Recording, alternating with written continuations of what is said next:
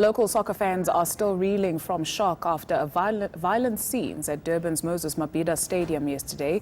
Fans beat up a security guard, trashed equipment and set parts of the stadium on fire. That's after Kaizer Chiefs lost 2-0 to Free State Stars in the Nedbank Cup semi-final clash. Coach Steve Komphela resigned after the game. Siphamandla Goge spoke to my colleague Andrea van Wyk.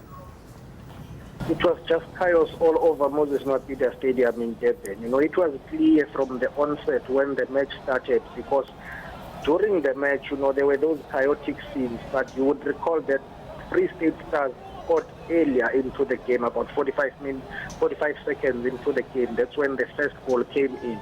So Kaizer Chiefs fans, or what I believe were Kaizer Chiefs fans, because the stadium was packed by Kaizer Chiefs fans and supporters, they were very chaotic, when that goal was scored. But of course, they had hopes that they would come back, or their team will come back. So during the match, there were violent clashes between the fans themselves. I saw the stadium security trying to break off those fights, but they kept on coming back now and again. So when the match was progressing, there were those chaotic scenes. But after that, when the match ended, it was clear that Kaizer Chiefs fans had decided that they would storm the pitch. So I saw people storming the pitch, destroying advertising billboards, vandalizing seats, throwing those seats into the players who had to run for their lives. It was just crazy. It was just chaos. After that, the police tried to protect the tunnel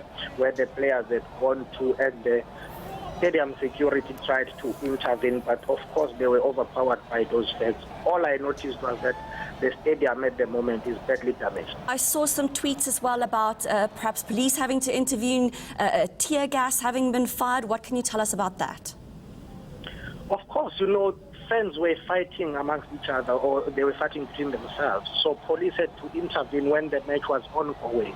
But after the match, that's when it escalated. But it's not clear what caused those fights in the first instance, because we saw some fans fighting, and the security came and tried to break off those fights, but they were overpowered. They had to call in the police, who came and assisted, and it looked as if things were going back to normality. But after that, then chaos started again. So it was on and off up until the last whistle, when they decided to invade the pitch, and then it was just chaos all over the stadium. And police had to use tear gas and stun grenades.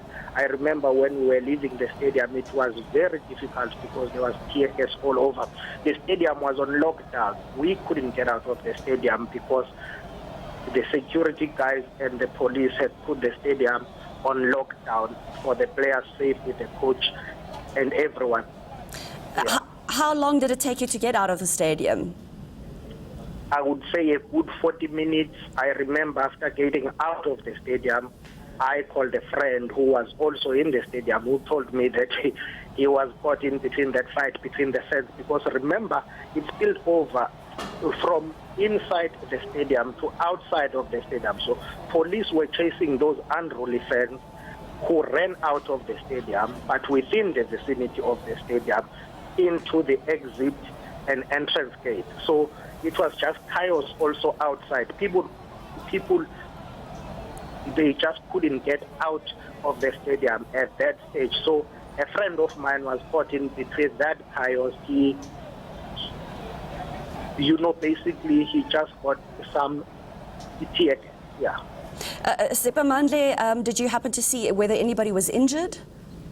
I saw a few security guards who were kicked by some fans. I saw that. I've got that on camera because I was recording some videos.